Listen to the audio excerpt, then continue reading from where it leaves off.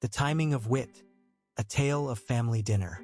I've always been the kind of person who loves to make others laugh. But at our family dinner, I learned that timing is everything when it comes to humor.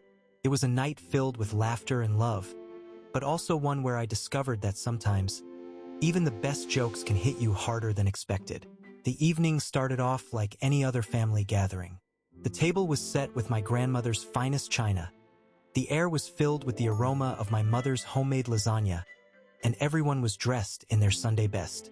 As we sat down to eat, I couldn't help but feel a sense of pride as I looked around at my loved ones. As the meal progressed, conversation flowed easily between us all. We talked about everything from work to politics, and even shared some embarrassing childhood stories. But it was when my uncle started telling one of his infamous jokes that things took an unexpected turn. He began with a story about a man who went to the doctor because he couldn't stop crying. The punchline? The man had been diagnosed with emotional diarrhea.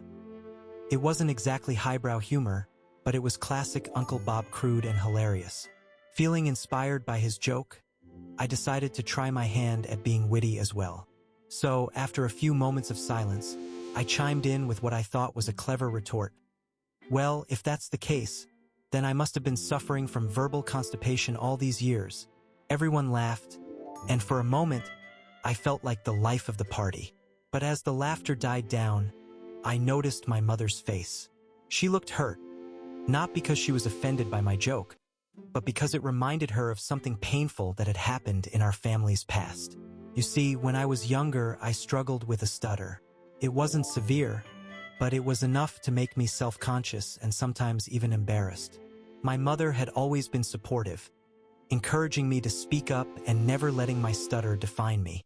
But as she sat there at the dinner table, tears welling up in her eyes, I realized that my joke had inadvertently brought back memories of a time when things were much harder for both of us.